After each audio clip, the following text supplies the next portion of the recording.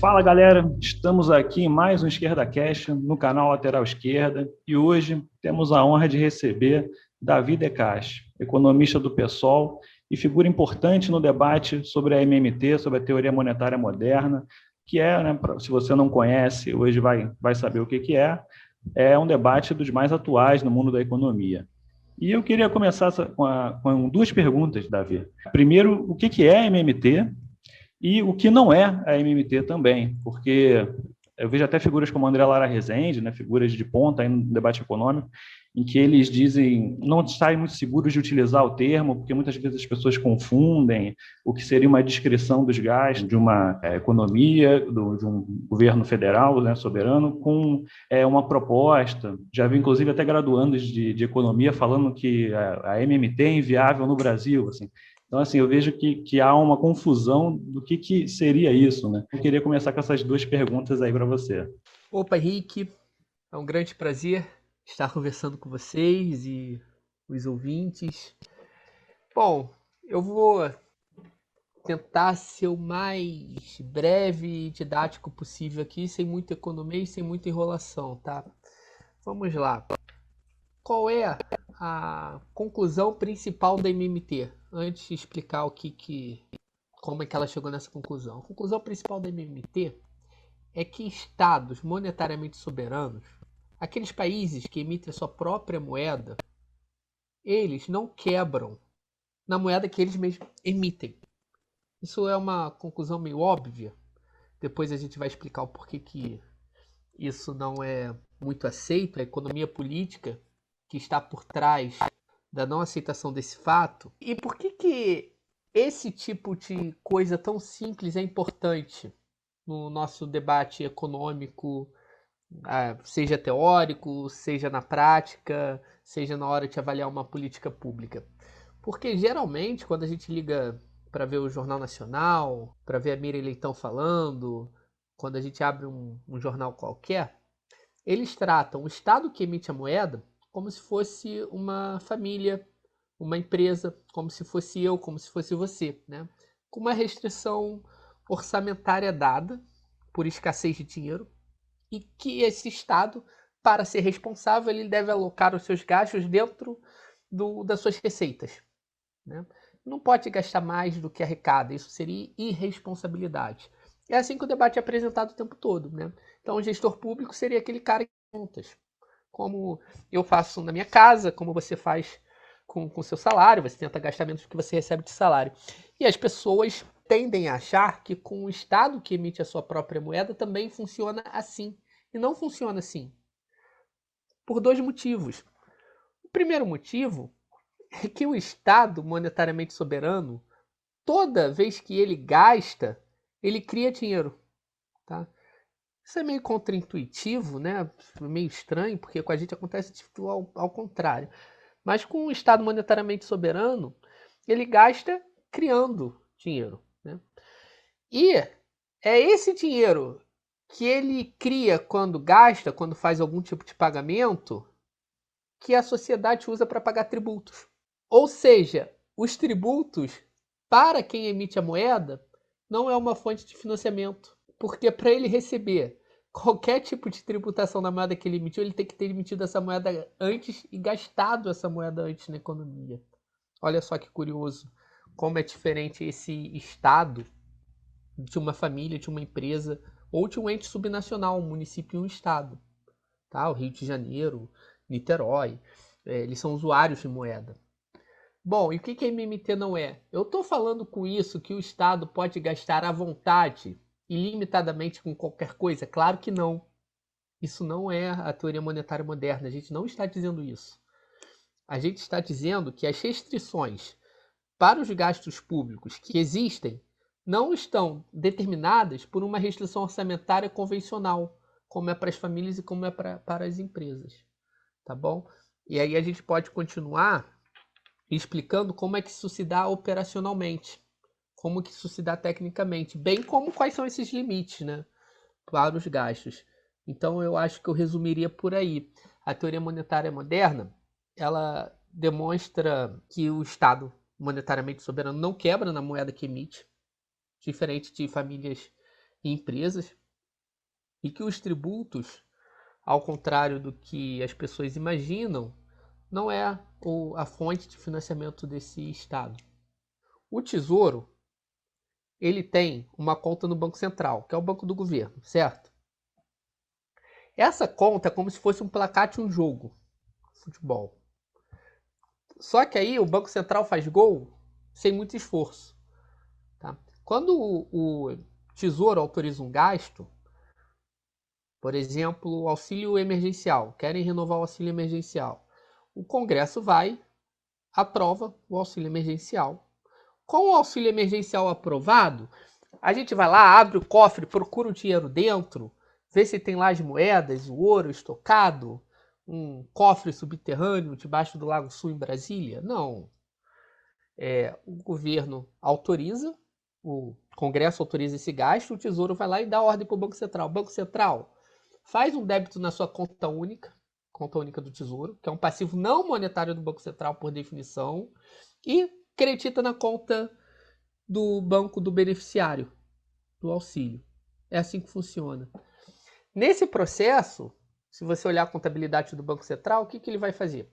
Ele vai debitar a conta única do Tesouro, que é um passivo não monetário, ou seja, não é moeda ainda, é um mero instrumento de contabilidade, e vai creditar a conta de um banco. Tá? Ele vai criar esse dinheiro novo na economia, que é um passivo monetário do Banco Central. Então você transforma um passivo não monetário em um passivo monetário. Agora você criou moeda nova na economia, quando você pagou o auxílio emergencial.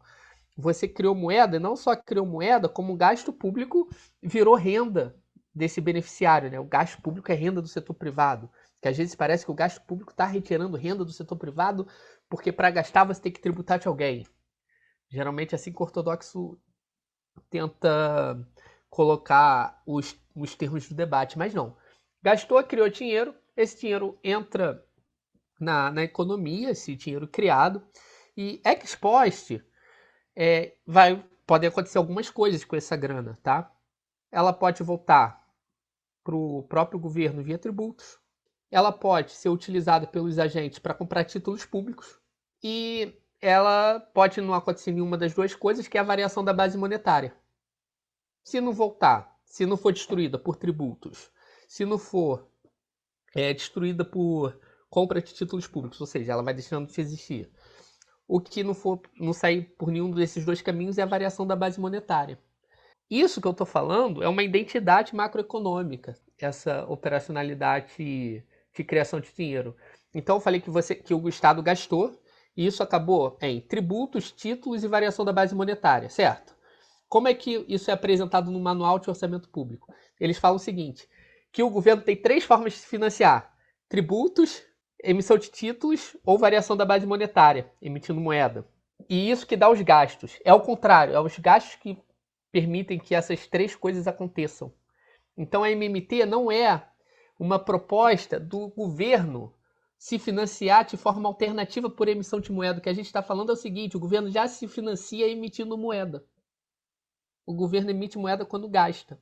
Ele gastou, ele criou dinheiro novo na economia. Ele tributou, ele destruiu o dinheiro que ele criou antes. E aí a pergunta que fica é, então o governo não precisa nem de tributo e pode gastar ilimitadamente. Não é isso que eu estou falando. Essa é a conclusão mais apressada que as pessoas têm da teoria monetária moderna. Que a gente está falando o seguinte, olha, o governo ele deve gastar até levar a economia ao ponto de pleno emprego. Plena utilização da capacidade produtiva da economia. Tá? Se você gasta pressionando a plena utilização produtiva da economia, o pleno emprego, você está fazendo os gastos que está pressionando a capacidade da economia ofertar bens e serviços na sua moeda, você vai começar a gerar pressão de demanda. Tá? Você tem uma demanda muito grande, se você gastar muito mais do que a economia é capaz de responder, você vai começar a gerar pressões que vai virar inflação, tá bom? Então, o limite para os gastos é a oferta de bens e serviços na moeda que o Estado emite. Esse é um primeiro ponto aqui importantíssimo. E o que os tributos fazem nessa história toda? Você, quando gasta, você cria renda para o setor privado. tá? Gasto público é renda do setor privado, por definição. Ou de estados e municípios, né? De outros entes subnacionais, enfim. Gastei, criei renda. Tributei, destruí renda. O que eu estou fazendo aqui? Eu estou fazendo uma redistribuição de renda e riqueza na sociedade através de gastos e tributação, tá? Então, por um lado, o papel dos gastos e da tributação tem um papel estabilizador da renda disponível, o que é importante para você controlar o nível de demanda da economia, adequando ela à capacidade de oferta, tá bom? Então, estou controlando quanto de renda vai ficar nessa economia para eu não ter um excesso de demanda e nem uma escassez de demanda. Eu tenho que manter a demanda da economia muito próxima da plena utilização da capacidade da economia. Eu não posso deixar 1/3 da população desempregada.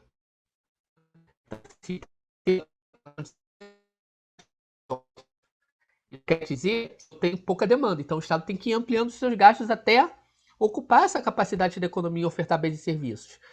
Quando ocupou, você para de gastar. E a tributação, ela vai reduzindo renda. Então, você vai combinando gastos e tributação.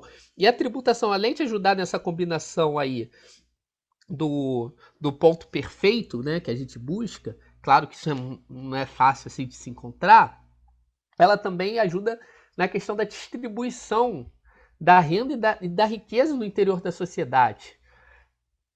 Claro que a tributação tem outros N funções, por exemplo, tributações específicas sobre cigarro. Vou taxar cigarro porque é um consumo socialmente indesejável, isso gera problema de saúde pública.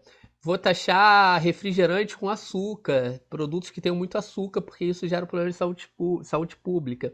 Vou taxar combustível fóssil. Estou dando um exemplo, estou querendo taxar mais de gasolina não.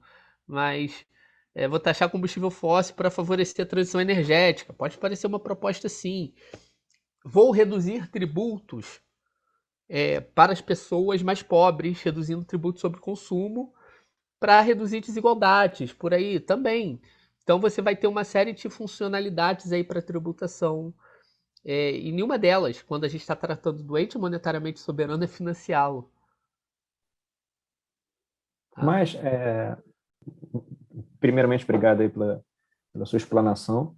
É só uma pergunta que vem à mente vendo esses telejornais do mundo aí mais tradicional, que sempre, por exemplo, com o novo teto de gastos, quando vai tentar fazer o Auxílio Brasil, em geral o jornalista econômico vai falar, mas tem que dizer de onde vem o dinheiro para furar o teto.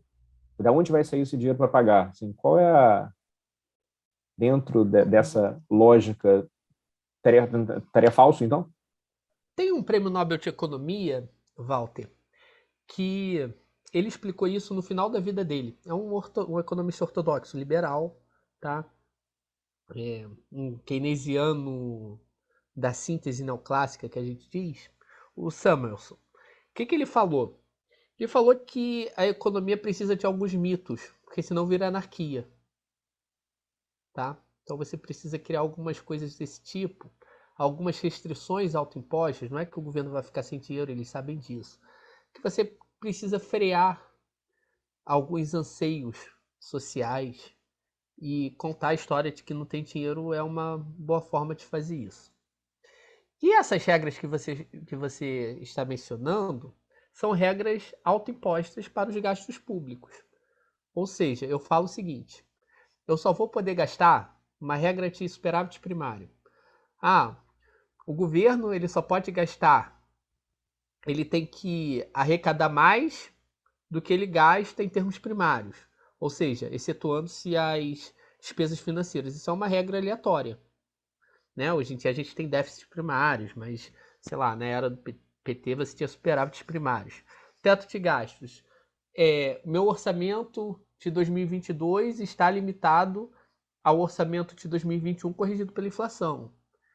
Isso é uma regra autoimposta aleatória, poderia ser qualquer outra, como a gente está vendo agora que vai furar o teto. Né? Se vai furar o teto, quer dizer que dinheiro tem. O que o teto estava fazendo era criando uma restrição orçamentária artificial. Então, se eles vão furar o teto, quer dizer que tem dinheiro, eles vão criar esse dinheiro. Né? Como eu já expliquei aqui, eles vão criar esse dinheiro. O que eu estou querendo dizer é que essas restrições, elas existem. Se eu quisesse ser bonzinho com eles, tá? Com os caras que criam essas regras, para ter alguma forma de controle dos gastos públicos, para você não ter gastos excessivos, por exemplo, que pressionem demasiadamente a capacidade de oferta da economia, de modo a gerar pressões de demanda. Ou seja, se eu dou um auxílio de R$3.000, de R$5.000, um auxílio emergencial, muito provavelmente eu vou dar uma pancada de demanda na economia, que eu vou jogar a economia muito além do pleno emprego, e isso vai aquecer demais a economia, isso vai gerar pressões de demanda, isso vai gerar uma inflação de demanda, que não é o caso da inflação de agora. Mas se eu calibrar muito bem, tá, os meus gastos com um auxílio emergencial bem calibrado, como foi o de 2020, tá bom? Na primeira etapa, eu consigo conduzir a economia para muito próximo do pleno emprego, tá? Sem gerar uma pressão excessiva de demanda sobre a capacidade de oferta. Então, qual é o objetivo aqui da teoria monetária moderna? Ela bebe de um autor que é da década de 40, que é o Abba Lerner. Qual é o objetivo aqui da MMT? O que o Abba Lerner falou naquela época? Ele falou que tem dois tipos de finanças, as finanças funcionais e as finanças, entre aspas, saudáveis. Nas finanças saudáveis, você fica deixando a economia flutuar para manter o orçamento equilibrado. Então, o objetivo é equilibrar o orçamento, mesmo que a economia flutue para muito abaixo do pleno emprego. O objetivo, a meta é controlar o orçamento. Como que é nas finanças funcionais? Os gastos do governo, o orçamento vai flutuando de forma a manter a economia muito próxima do pleno emprego. Se a economia estiver batendo no pleno emprego, o que o governo faz com os gastos? Ele retrai gastos. Ele reduz gastos. Uma economia muito aquecida, você tem que retrair. Uma economia que está no fundo do poço, que ninguém gasta, é o Estado que tem que entrar gastando, porque ele tem poder de criar dinheiro. Então é ele que vai entrar gastando para levar a economia para o pleno emprego. É assim que funciona. O mercado, ele tem, hoje a gente está vendo que ele está preocupado que vai gerar uma grande crise econômica se o teto cair. Vejam bem, o argumento deles de fundo não é questão de falta de dinheiro, é que vai dar inflação. É isso que eles estão argumentando. Porque dinheiro não tem como faltar. Que se o dinheiro tivesse acabado, não adiantava, furava o teto. E aí? E aí não tem dinheiro, né? Não ia ter dinheiro, não ia ter como gastar, pô. Então a questão obviamente, isso é ilógico. O que eles podem querer dizer, eu sendo bonzinho com eles de novo, é que se tirar o teto, o governo vai gastar descontroladamente de forma a levar a economia para muito além do pleno emprego e gerar inflação. Porque o dinheiro não pode acabar. Essa é a explicação do porquê que se criam regras fiscais autoimpostas. E tem regras que são muito ruins, porque não permitem que o Estado funcione como um estabilizador da economia, como um amortecedor para conduzir essa economia para próximo do pleno emprego. O teto de gastos é uma delas. O teto ele é acíclico. Esse teto está dado por 20 anos, independente do ciclo econômico. Por isso que ele teve que ser suspenso em 2020. Em 2020, todo o mercado financeiro concordou com as medidas de exceção, até porque você tinha que salvar, até as grandes empresas precisaram ser salvas, né? Teve linhas de crédito para bancos, não foi só auxílio emergencial. Então todo mundo ali concordou que, agora está liberado. E aí o dinheiro apareceu, por quê? Como é que o dinheiro aparece? É só você suspender a restrição. Suspendeu a restrição autoimposta, o dinheiro aparece, você gasta e faz lá os gastos. Chegou 2021, os caras falaram, não, vamos parar com essa gracinha aí, porque senão vai dar problema. E aí eu vou entrar com minha economia política, agora não sendo tão bonzinho com eles. O que acontece se as pessoas descobrem que tem dinheiro? Que tudo é questão de opção, tá? De alocação orçamentária, tá bom? As pessoas podem começar a exigir muita educação pública, cara. Sei lá, exigir expansão de universidade pública para tudo que é canto. Pô, e aí, cara, como é que fica o cara da Croton, que domina aí o mercado de educação superior? Começar a abrir universidade pública boa pra caramba em cada bairro, em cada canto desse país. Aberta, quase universal. Ensino superior, porra, numa expansão desenfreada de ensino superior para cima deles. Eles quebram, pô. Quer ver mais uma coisa? Previdência social. Os caras do mercado financeiro e um surto de altruísmo falaram assim: Pessoal, estou muito preocupado com o futuro dos velhinhos do país que não vão ter aposentadoria se a Previdência continuar assim, porque não vai ter dinheiro para pagar os velhinhos do futuro. Era assim que eles apresentavam o problema da Previdência. Estamos preocupados com as futuras gerações, que não vão conseguir se aposentar porque vai tomar calote, que nem aconteceu no Rio de Janeiro. Numa época que o Rio de Janeiro estava dando calote. Como se o Rio de Janeiro, que não emite moeda, fosse semelhante ao Brasil, coisas desse tipo. Aí foi um surto de altruísmo dos banqueiros preocupados com o futuro das nossas crianças que não vão conseguir se aposentar porque não vai ter dinheiro. Cara, eu acho muito improvável que esses coroas eles estejam de fato preocupados com as futuras gerações. O que aconteceu na reforma da Previdência, na verdade, foi que só de ser cogitado que a Previdência seria destruída, muita gente já correu para fundo de Previdência privado. Eu recebi um monte de e-mail, só quando estava tramitando a reforma da Previdência, eu recebi um monte de e-mail, ó, a Previdência vai ser reformada, vai ficar uma porcaria, abre um fundo aqui no Bradesco, no Itaú, abre um fundo aqui, o seu gerente vai entrar em contato com você te oferecendo um fundo de Previdência privado. Pô, é destruir o que é público para abrir esferas de acumulação privada. Esse é um dos interesses de você destruir a Previdência Social, né? Se destruir ao máximo, enfim, cada um fizer a sua, destruir tudo. Capitalização total, que nem o Guedes queria. Pô, aí sim que os bancos iam ficar rindo, iam vender fundos de previdência a rodo. Mesma coisa para a saúde pública. Se você tiver uma saúde pública ainda mais robusta do que a gente tem, tá? Com menos fila, uma saúde pública melhor do que a nossa. A nossa já é relativamente boa em comparação com o que tem no resto do mundo. Mas uma saúde pública ainda mais forte, cara, cada vez menos pessoas vão fazer plano de saúde. Plano de saúde perde. Então, eles têm que controlar o avanço do Estado de bem-estar social em cima de esferas que eles consideram lucrativas. Outra coisa, teve o Marco Legal do Saneamento Básico, que praticamente criou uma estrutura para permitir que a iniciativa privada atue no setor com mais segurança jurídica, enfim. Que o Estado caia fora e que a iniciativa privada entre no setor de saneamento básico. Grosso modo é isso.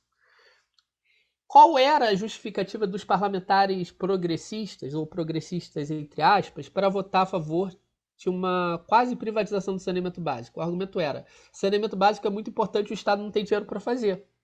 Então é melhor que a iniciativa privada faça. Porque hoje em dia a gente está sem dinheiro. Tem teto de gastos. Veja como que criaram a narrativa perfeita para entregar o saneamento básico para a iniciativa privada. Colocaram criando uma restrição artificial para o gasto público, que não tem nada a ver com falta de dinheiro, mas que faz com que o Estado não possa gastar. A partir disso, o orçamento do Estado não dava mais para fazer gastos, saneamento básico, moradia, nada disso, não dá mais. E fala assim, pô, então passa para a iniciativa privada fazer, meu caro. Porque como o Estado não vai fazer, é melhor que a iniciativa privada faça, porque senão ninguém faz. Eles criaram a desculpa perfeita para entregar isso. Ou, veja só, o Estado não está conseguindo fazer mais investimentos públicos em infraestrutura, em aeroportos, petróleo e gás. Vamos privatizar essas coisas que a iniciativa privada faz, já que o Estado está sem dinheiro.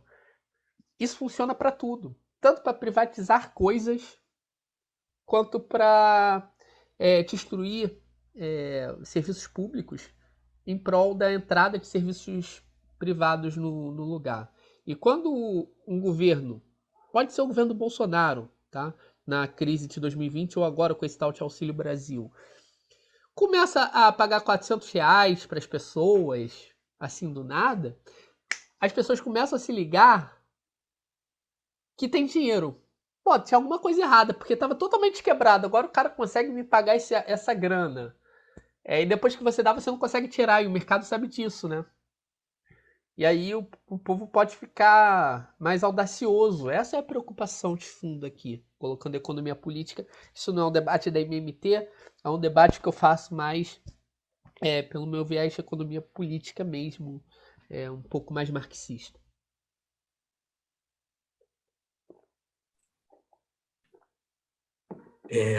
Davi, tudo bem, cara? Bom receber você aqui no Lateral.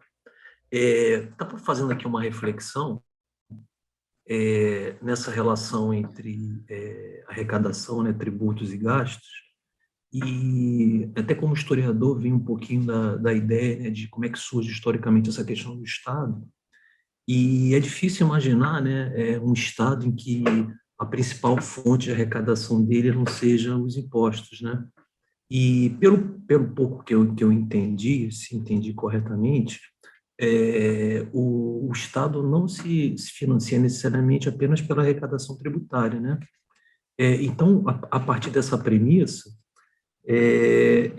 a gente pode até deduzir, até quando você coloca aí pela teoria, né, de que o próprio Estado emite o dinheiro, né? Como é que ele vai ficar sem o dinheiro que ele emite, né? Então, de certa forma, há condições condições fiscais, né, para que o Estado possa cumprir o seu papel na sua função social de atender essas demandas, né? Por que eu estou fazendo essa reflexão para te perguntar o seguinte?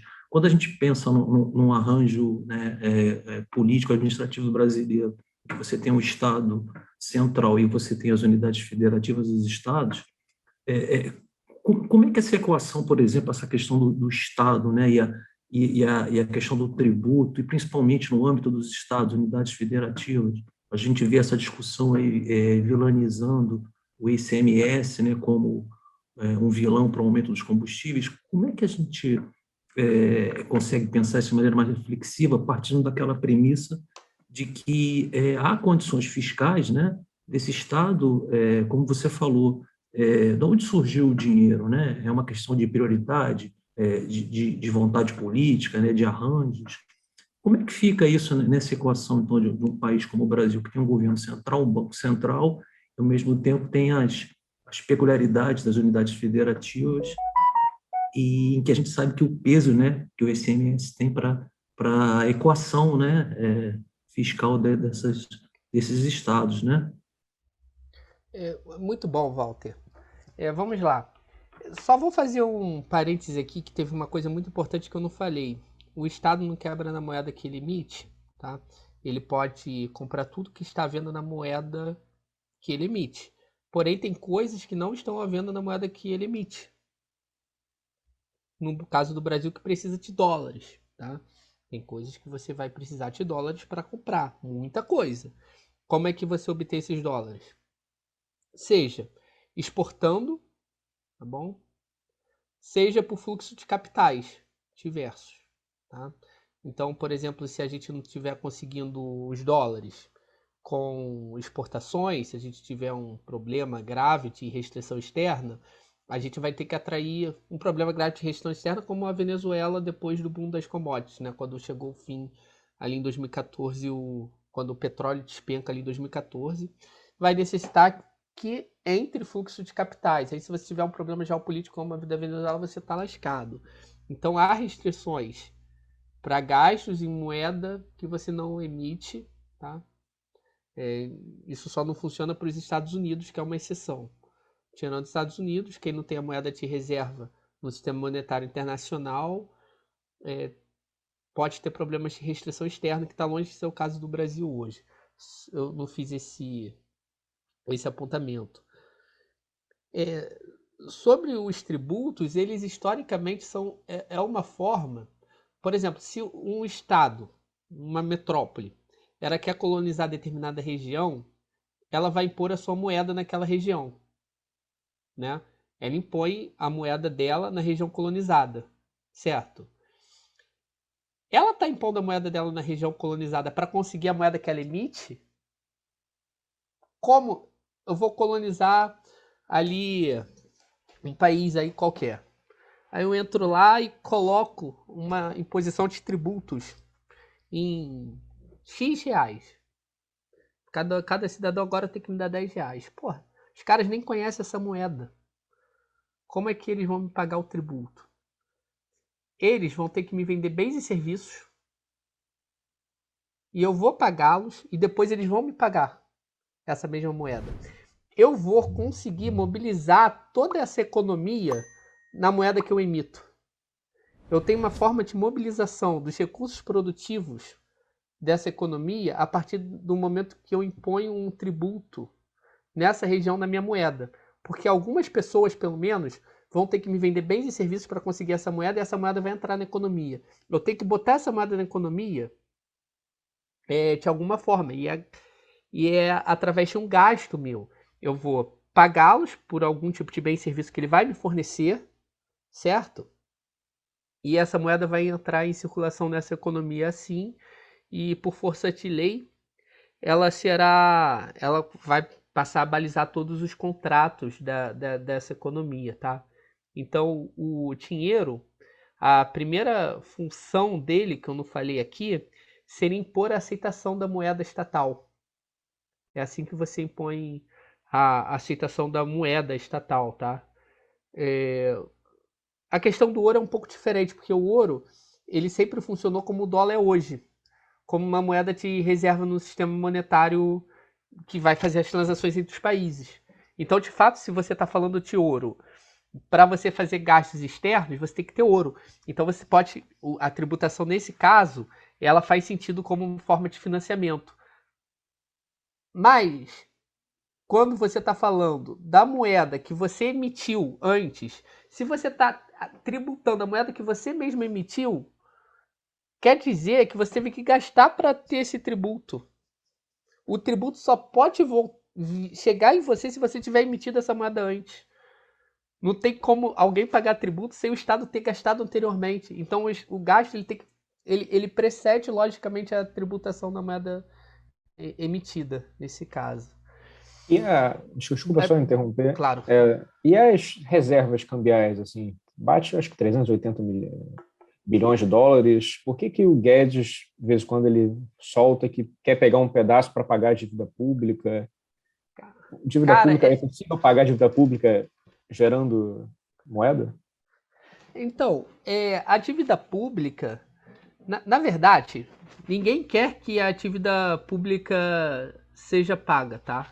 Isso não existe, tá? O governo não está dando calote em dívida pública, nada disso. O setor privado quer dívida pública. Por que o setor privado quer dívida pública? Ele não quer que o governo acabe com a dívida pública. Eu duvido que alguém quer que o governo acabe com a dívida pública. Pô, você acha que os bancos eles querem que acabe com o título público? Ninguém mais tem tesouro direto. Acabou o tesouro direto no Brasil, meu amigo. Acabou tudo. O tesouro direto acabou, morreu, não tem mais LTN, não tem LFT, não tem mais nada disso. Você vai dormir com dinheiro que não rende juros. Título público é uma alternativa rentável à moeda líquida. Por exemplo, os bancos todos os dias que eles têm mais moeda, mais dinheiro do que eles precisam por conta das obrigações legais, tá? E por conta seja das suas obrigações legais, seja das suas regras internas de encaixe, eles pegam esse dinheiro excedente e fazem operações compromissadas com o Banco Central, que é uma operação muito parecida com o título público, tá? Então eles deixam o dinheiro lá e no dia seguinte eles pegam o dinheiro com juros proporcional a Selic em um dia. E por que eles não vão querer dívida pública? Não tem isso vou pagar a dívida pública para acabar com a dívida pública. Isso não existe. Todo país tem dívida pública e a dívida pública é uma alternativa rentável à moeda que não rende juros. É uma quase moeda que rende juros. É isso que é um título público da dívida federal. Quando o Guedes fala que vai usar reservas internacionais, tá? Reservas essas que são frutos, por exemplo, das exportações, o Banco Central está adquirindo essas reservas, né? Para pagar a dívida pública, na verdade, é um modo impossível de você pagar a dívida pública, porque o que ele vai fazer é pegar essas reservas e transformar em reais, né? Ele vai vender dólar, é isso que ele vai fazer, e depois ele vai pagar, sei lá, vai resgatar um título público emitindo dinheiro. O que ele está fazendo é vender dólar, só isso, não é pagar a dívida pública, não existe isso. Ele vai, no momento que ele paga a dívida pública, ele vai criar dinheiro. É assim que se paga. Então, é uma forma, tá, de legitimar a venda de reservas internacionais, que é uma estratégia péssima. Você não precisa usar reservas internacionais. Por que você tem reservas internacionais? Eu disse para vocês que você pode ter um problema de restrição externa em um país como o Brasil, principalmente. A gente não emite dólar, pô. Então, as reservas internacionais, elas são um seguro, tá? Contra incertezas, contra possíveis crises de balanço de pagamentos. Elas funcionam como um escudo, beleza? Então, você tem que ter esse escudo ali bem amarradinho para você deixar a galera tranquila. O cara que entra no Brasil com dólar, ele não está preocupado se o Brasil vai ter reais ou não. Ele está preocupado se na hora que sair vai ter dólar para ele ir embora. Percebe isso? Que ninguém seria imbecil o suficiente de olhar se o Brasil tem reais ou não. Certo?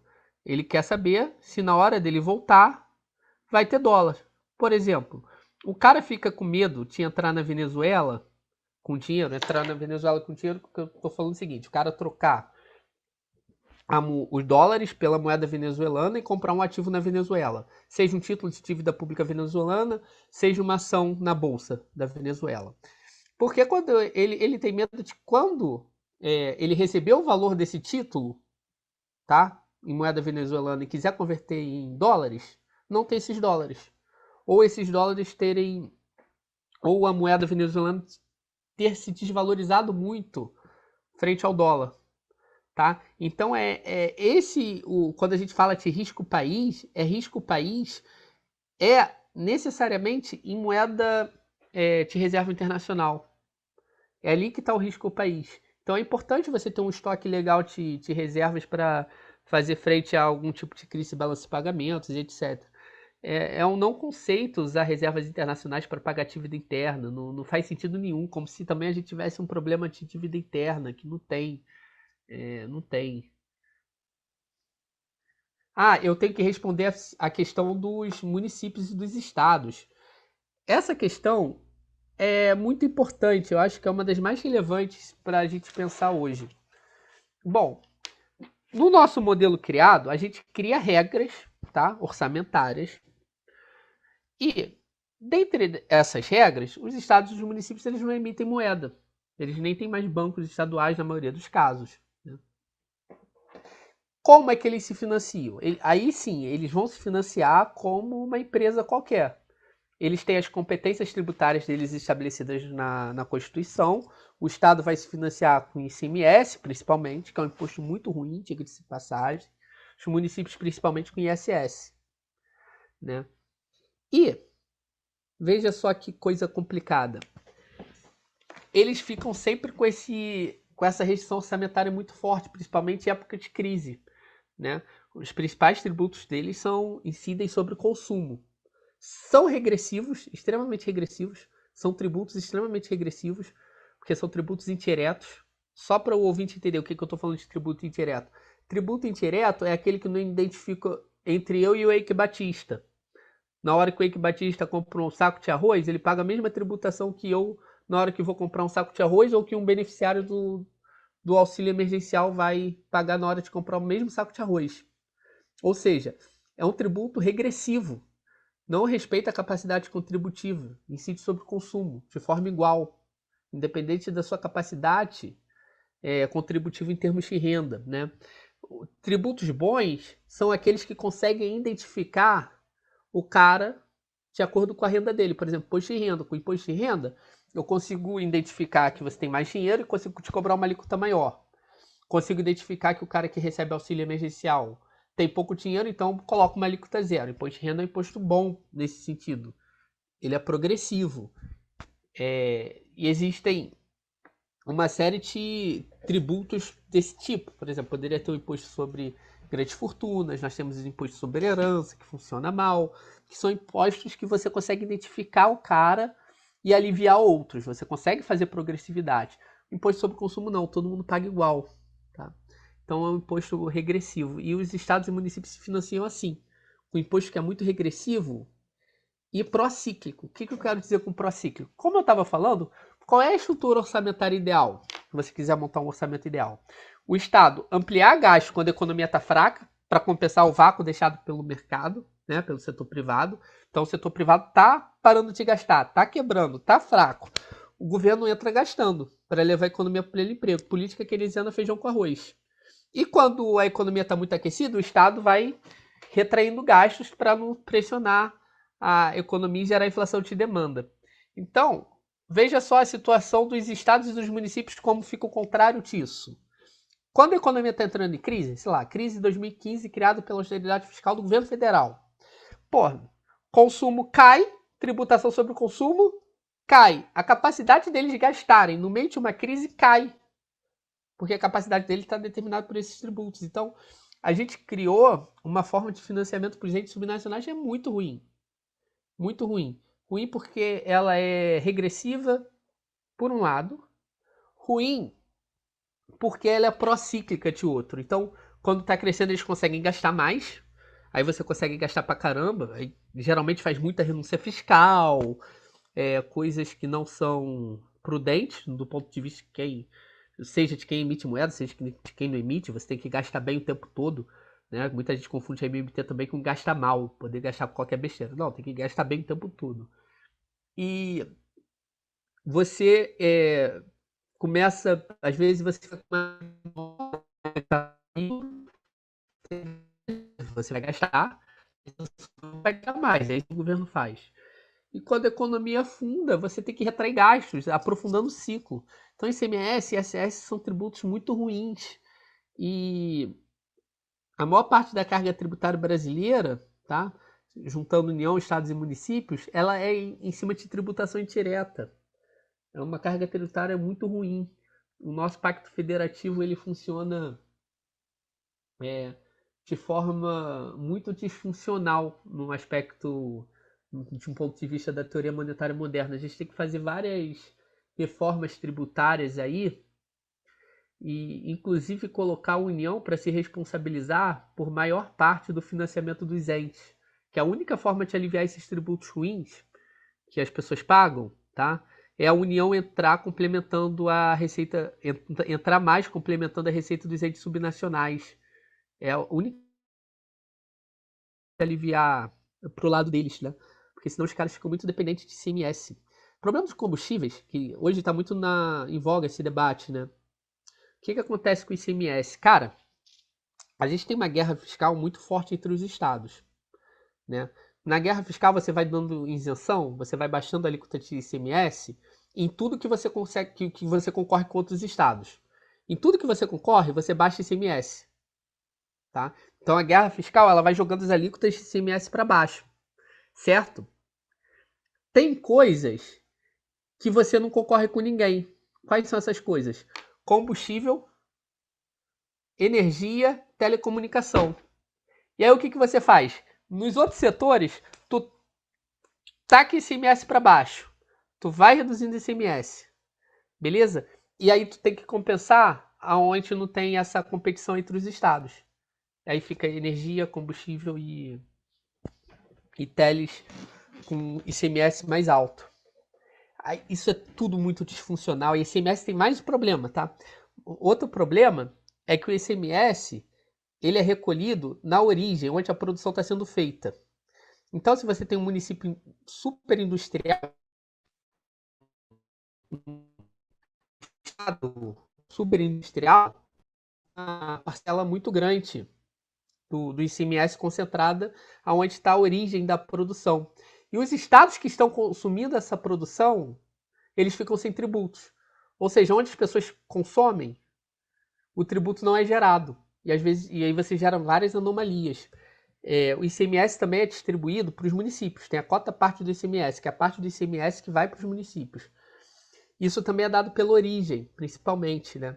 Onde o ICMS está sendo originado.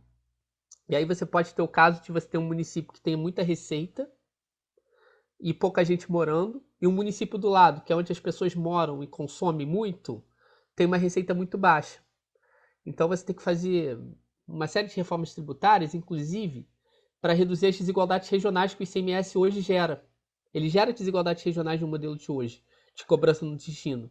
Ele favorece os estados que têm produção e não os estados que têm consumo, necessariamente. E isso se reproduz para os municípios, logicamente.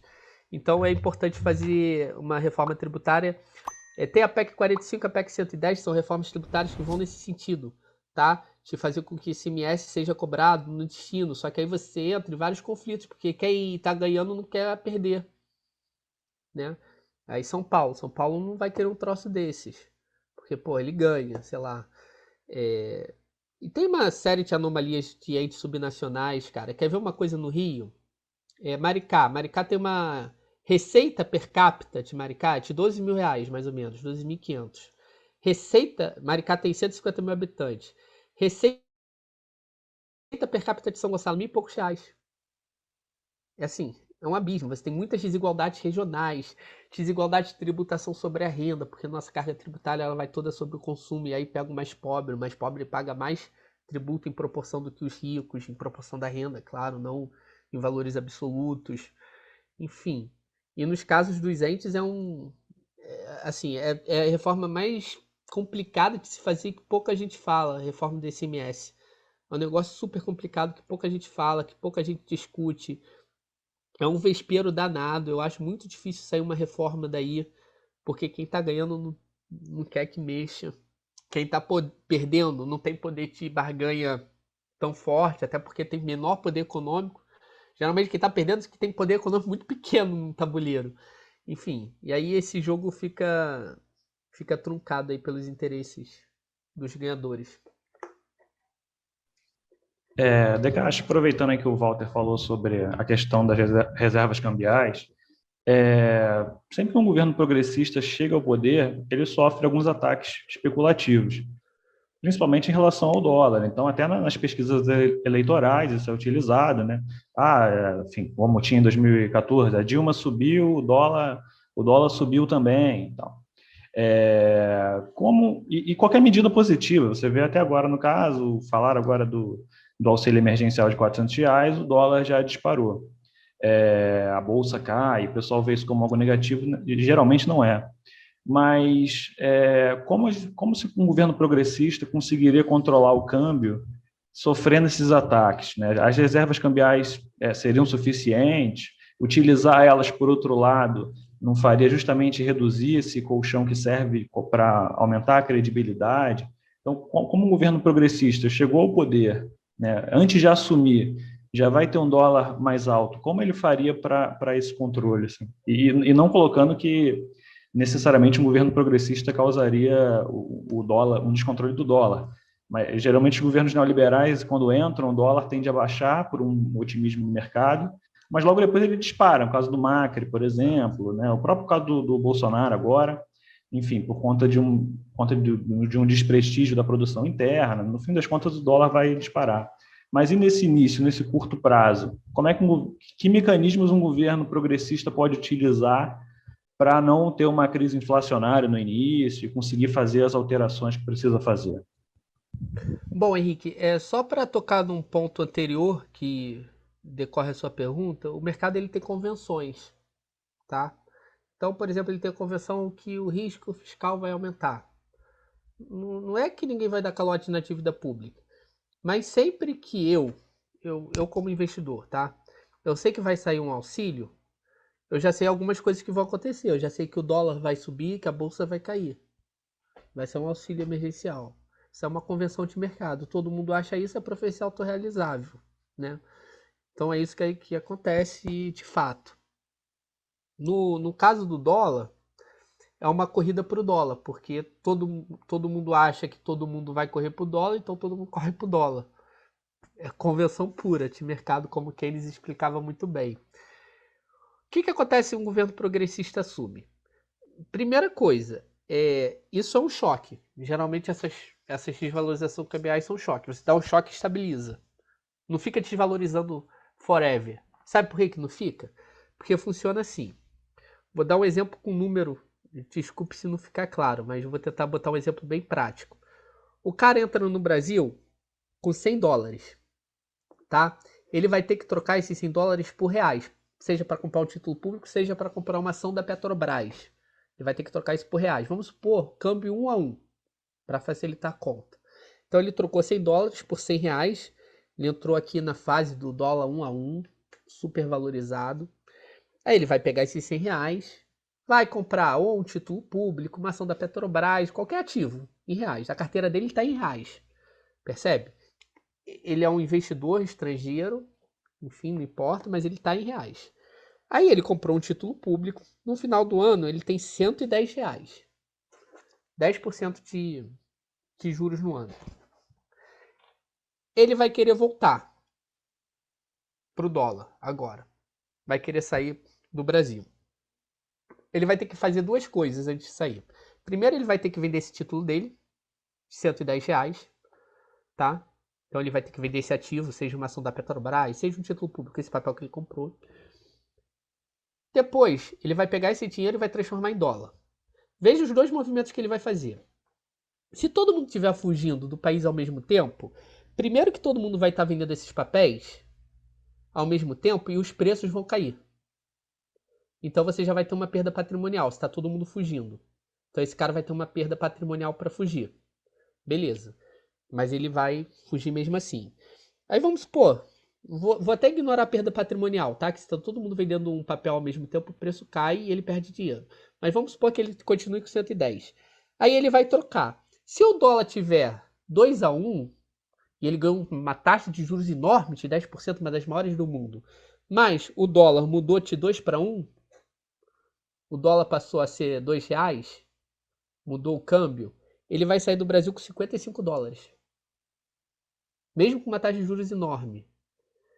O que isso quer dizer? Que ele perdeu no câmbio. Se desvalorizou a moeda, ele perdeu grana. Perdeu muita grana, inclusive, nessa desvalorização brutal que eu mencionei aqui. Ele entrou com R$ 100, ganhou R$ 110, mas na hora de sair ele saiu com $55. O que esse investidor ele está olhando? Ele não está olhando apenas se o país tem dólar para ele fugir. Ele está olhando se vai desvalorizar o câmbio ou não. Tá?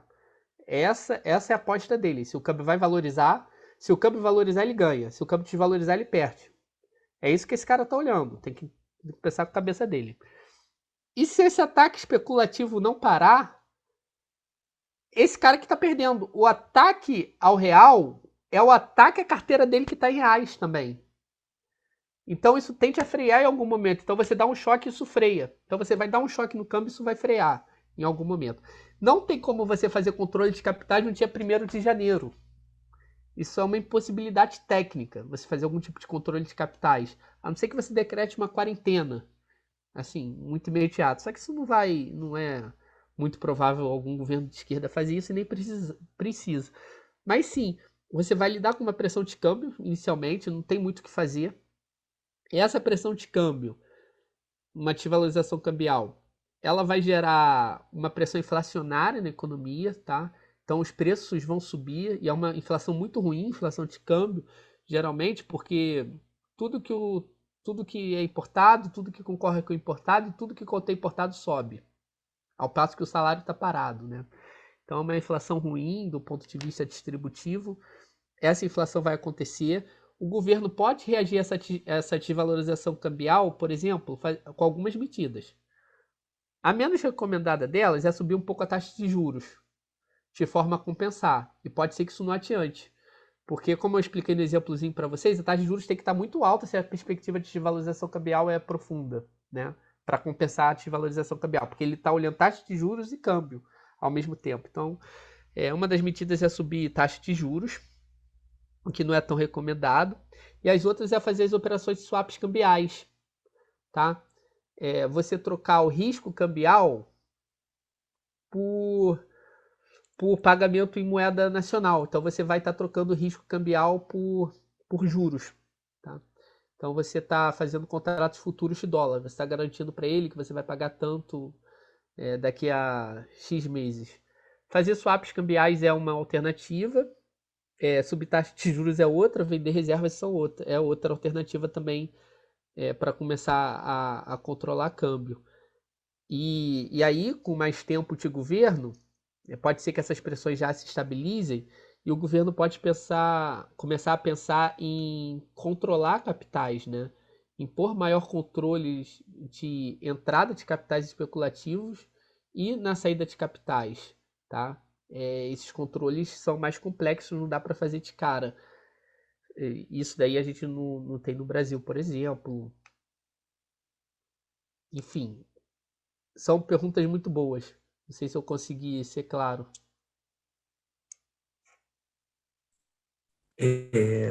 Davi, uma outra coisa rápida, você já tocou de certa forma, esse conceito de austeridade, né, de ajuste fiscal. Eu acho que nesses tempos aí de hegemonia neoliberal, eles têm ganho até um status quase de dogma, né? Eu acho que a austeridade, acho que é um valor importante para uma contabilidade, né? Uma contabilidade sadia, né? Mas, ao mesmo tempo, me parece que esse conceito de austeridade e ajuste fiscal, muitas vezes acaba soando como um álibi, né? Para a gente tirar, por exemplo, a função social do Estado, né? De atender às demandas, né? Aquele discurso que vem lá do neoliberalismo iniciado nos anos 70, né? Ou seja, tem que sacrificar o social, né, em nome dessa austeridade, né? Esse conceito, né, ele não é muitas vezes usado, né, esse termo álibi que eu estou usando para por uma opção política, né, de não cumprir a função social do Estado, o papel social do Estado. Vamos lá. Eu concordo totalmente com você. A austeridade fiscal, ela funciona, no fundo, para controlar o tamanho do Estado, tá? E blindar o debate democrático sobre o quanto dos bens e serviços da sociedade serão públicos, tá? Para controlar a forma como a sociedade organiza a sua economia. Blinda a democracia no que tange o orçamento público. A austeridade faz isso. Ela é uma trava à democracia. E a austeridade, no caso do Estado que emite a sua própria moeda, deixar uma coisa que tem que ficar muito clara. Gasto público é renda do setor privado. Déficit público é superávit do setor privado. Tá? Quando o Estado fez um déficit de 300 bilhões, sei lá, para pagar um auxílio emergencial, ele gerou 300 bilhões de renda para as famílias. O gasto de 300 bilhões é 300 bilhões de renda para as famílias. A dívida que importa e que a gente tem que ter austeridade é a dívida privada. É a dívida das famílias e das empresas. Essa dívida é perigosa. Essa dívida a gente tem que controlar.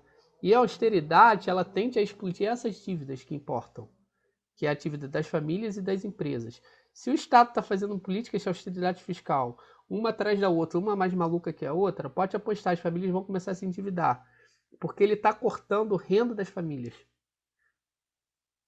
Não podemos pensar no Estado sem fazer a ligação, porque gasto de um é renda de outro. Isso tem que ficar muito claro. Dívida pública é estoque de riqueza do setor privado. Déficit público é superávit privado. Tá? Então, se o Estado ele está com superávit, está fazendo superávit atrás de superávit, pode. Se ele está fazendo austeridade de verdade, se ele está conseguindo fazer superávit atrás de superávit. Eu não estou falando de superávit primário, não. Estou falando de superávit nominal, contando tudo. Isso quer dizer que ele está gerando déficit no setor privado.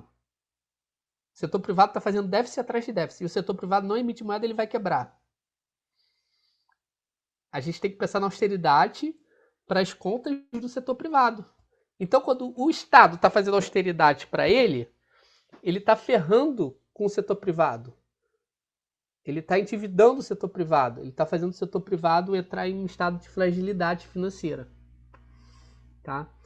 Vamos expor, vamos cortar hoje auxílio emergencial e Bolsa Família. E vamos cortar também benefício que a gente dá para a empresa. Cara, no dia seguinte esses caras tá todo mundo quebrando. A gente está cortando renda do setor privado, tá todo mundo quebrando. Tá todo mundo desequilibrado. Ou seja, está desequilibrando o orçamento de família e está desequilibrando o orçamento de empresa. E esses orçamentos são muito importantes da gente olhar. Crises grandes, gigantescas, geralmente elas acontecem de duas formas. Crises de dívida. Ou é crise de dívida externa, tá?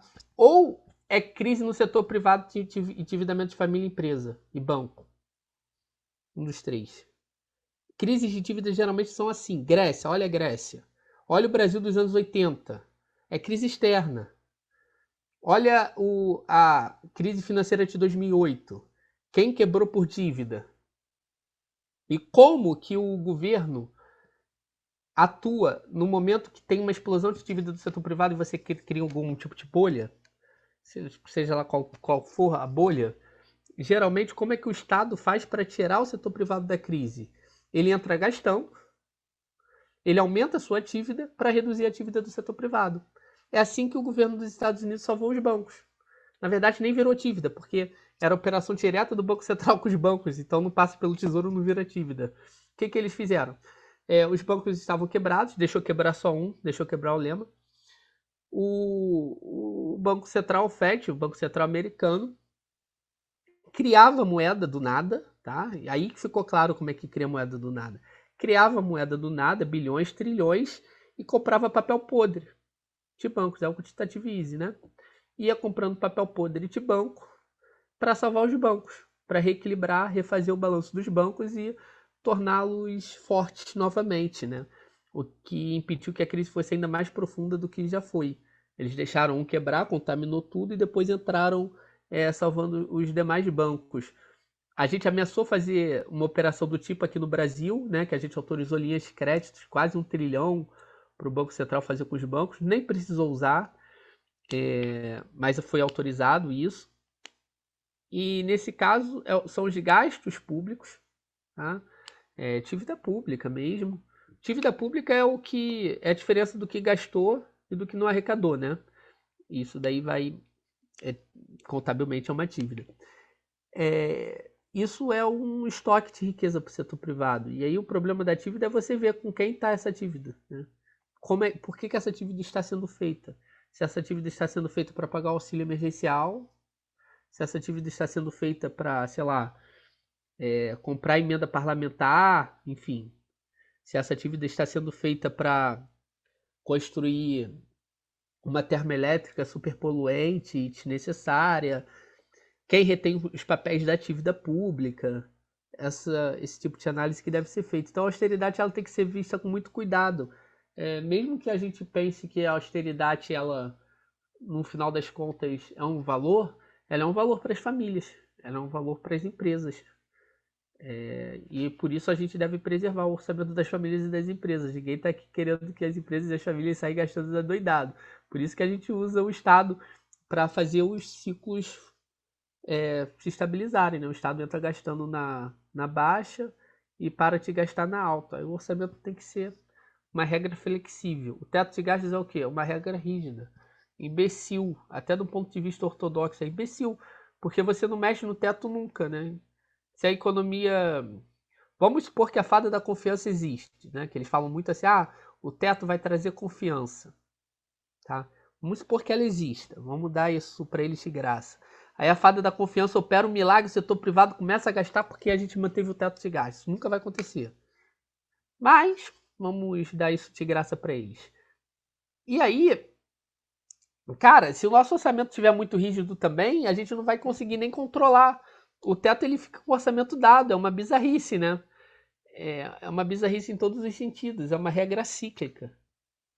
E o ideal é sempre você ter a capacidade de absorver, contrair e expandir investimentos. Contrair e expandir investimentos. Davi, agora quem tem uma dívida muito grande e não emite moeda própria é o Botafogo, né? Queria saber de você aí, vendo essa nossa situação aí, né? A gente novamente aí na Série B, ao que tudo indica, conseguindo subir, mesmo com salário atrasado, como sai hoje. Você, como economista, que tem salvação, Botafogo, tem como? O que você acha que poderia ser feito aí para a gente sair desse buraco? Eu não conheço absolutamente nada das contas do Botafogo, a não ser o que eu vejo lá no Globo Esporte. Eu conheço muito pouco das contas do Botafogo. Mas a gente acumulou dívidas monstruosas e teve péssimas gestões, né? Eu tava vendo agora o contrato de aluguel daquele shopping que o Botafogo tem. Eu esqueci o nome do shopping. O shopping É um gourmetzinho. shopping gourmet lá de Botafogo, né? É shopping gourmet mesmo, não sei o nome. Gourmet, Deve ser alguma coisa gourmet. Casa gourmet, alguma coisa. Os caras alugaram aquilo por 25 mil reais. O shopping todo. Em algum momento fizeram um contrato desse tipo com esse shopping. Pô, isso é sacanagem, né? E agora entraram na justiça para rever o aluguel para 750 mil. Assim, é uma maluquice receber 25 mil de aluguel num espaço que um quiosque é 25 mil reais o aluguel no shopping, né? Os caras estão cobrando 25 mil de aluguel. Fora isso, a gente fez contratações, a gente tem feito contratações caras e muito ruins, né? Enfim, eu gostava muito do Cavalieri, por exemplo, mas era um goleiro caro, né? Que não tinha um custo-benefício bom naquele momento. A gente conseguiu fazer um acordo com ele, mas daqui a pouco ele ganha na justiça e o acordo vira um tiro no pé daqui a 5 anos, mas aí já é outra diretoria, então não importa. Então sempre tem esse pensamento curto-prazista, né? Eu me viro aqui na minha gestão e vou largando a bomba. O problema é que essas bombas começam a estourar, uma hora na mão de alguém essa bomba estoura, e aí a gente acumula um monte de dívida trabalhista, um monte de contratos mal feitos, enfim, e isso aconteceu agora, né? O Botafogo teve a bomba estourou e o pessoal tá tendo que arrumar a casa, então tem que ter muita disciplina, não se empolgar muito, né, na volta para a primeira divisão, manter a austeridade em dia, o Botafogo tem que ter austeridade, equilibrar a conta de forma intergeracional. Os economistas eles usam tudo certinho para a família, para a empresa, né? Você tem que ter um equilíbrio intergeracional, não é só o equilíbrio na sua gestão. Você tem que pensar no equilíbrio ao longo do tempo, para você não fazer besteira que vai gerar prejuízo lá na frente, que nem o Botafogo faz e a maioria dos clubes de futebol fazem, né? Você acumula um monte de dívida trabalhista, que vai rolar juros, que vai rolar multa, que vai rolar um monte de encargo em cima daquilo, você não paga. E aí quando a bomba vem, ela vem potencializada e vem um monte de bombas juntas. O Botafogo encara isso toda hora, Botafogo, Vasco, a maioria dos clubes do país. Eu sou a favor da União renegociar. Já tem o Profut, né? Óbvio. Mas da União, ela concedeu um perdão de dívida forte para os clubes e impor regras rígidas de gestão. Regras transparentes, mais rígidas, com participação da torcida. Tem que fazer uma reformulação geral do futebol brasileiro, porque isso não está acontecendo só com o Botafogo. A gente vê a situação do Cruzeiro, a gente vê a situação de outros grandes clubes, do próprio Vasco. São clubes que estão totalmente falidos, né? Intergeracional. Se você olhar o perfil intergeracional, se você trazer todas essas dívidas para valor presente, são coisas monstruosas e dívidas que a gente às vezes nem conhece, né? Porque estão tramitando em justiça, em que vão estourar. A gente já está acumulando de novo um monte de problema que lá na frente vai gerar uma dívida muito maior, vai acumular juros, enfim. Eu acho que, por um lado, o Botafogo tem que ter mais pé no chão, agora que vai subir, fazer um time feijão com arroz mesmo, revelar jogador e com cautela, não empolgar muito para deixar uma bomba para a próxima gestão, continuar no feijão com arroz, está funcionando o feijão com arroz. Eu acho que é um time para ficar em 10º, para ficar de meio de tabela na Série A, se continuar assim com algumas pequenas alterações. E no âmbito mais macro do futebol, o governo federal ele tinha que fazer um processo mais amplo do que o Profut aí de renegociação de dívidas, perdão de dívidas mesmo, anistia, com contrapartidas de gestão participativa dos torcedores e transparência pública das contas, né? Gestão participativa e publicidade das contas dos clubes, tornar os clubes espaços mais democráticos como essa contrapartida. O Lula tem que propor isso, pô, vai ganhar. Aí vai ganhar no primeiro turno. E Davi? Salvar os clubes de futebol. Davi, um lance, um gol, algum jogo. O que se mudaria? Um lance que você tivesse poder de escolher um lance para mudar, um jogo, um gol. O que se mudaria na história do Botafogo? Uma bola da trave do Rodrigo em 99 contra o Gama.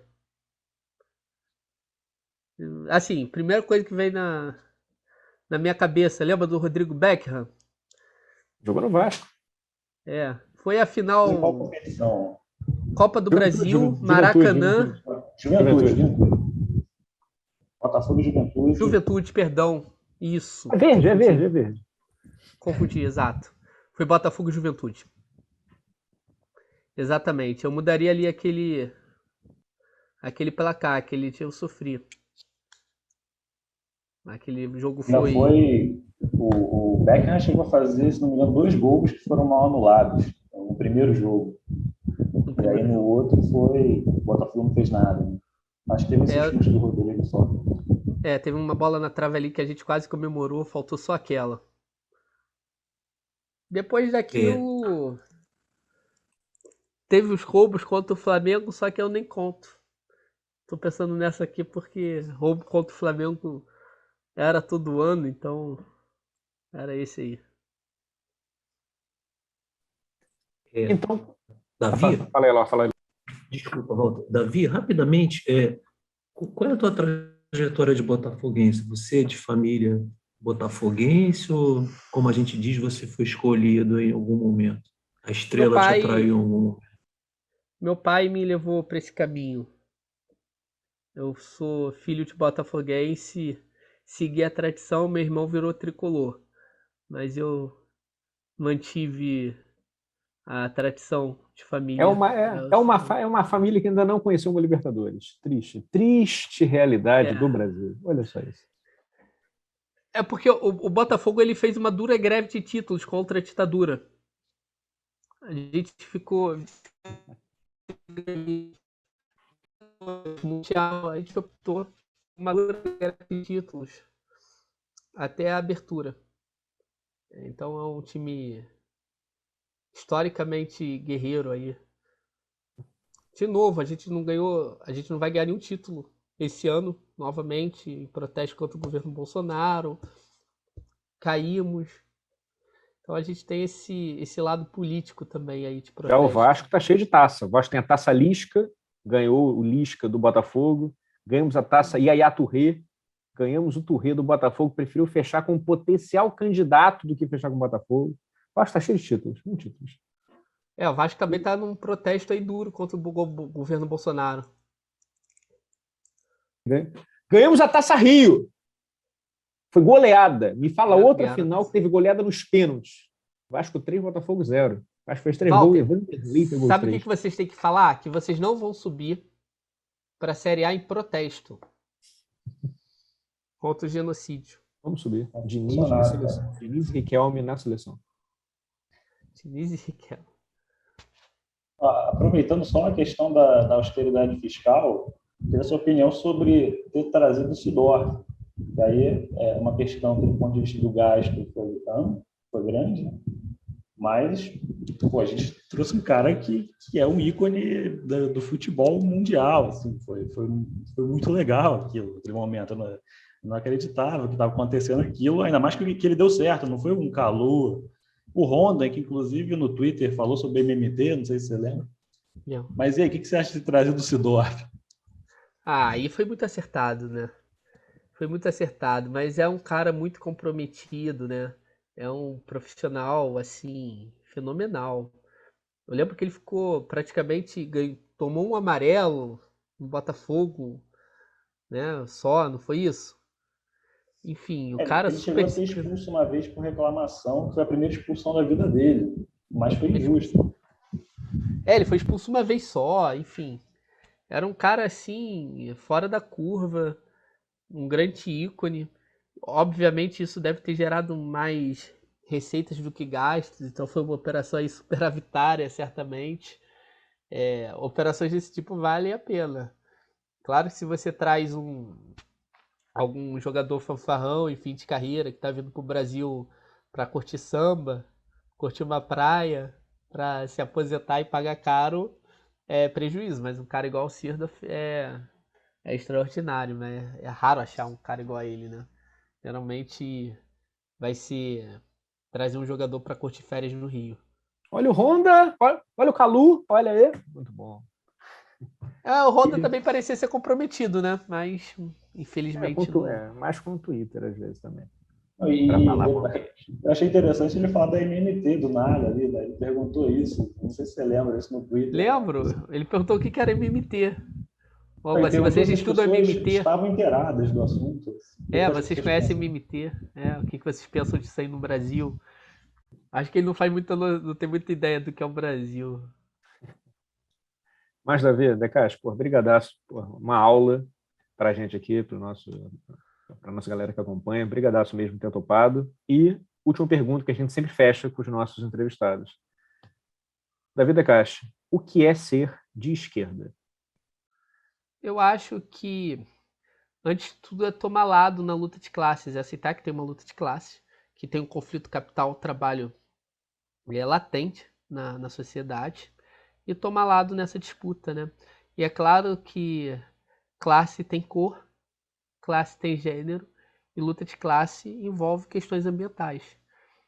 E tomar lado na luta de classe envolve também se preocupar com todas essas questões que parte da esquerda, infelizmente, ignora. Então, eu considero que ser de esquerda hoje é tomar lado na luta de classes, com todas as interseccionalidades que isso implica. Show de bola. Brigadaço mesmo ter aceito o convite. Fico muito feliz mesmo. Uma honra. Bom, o prazer foi meu, pessoal. Valeu, Davi. Muito qualificado o debate, adorei. Valeu.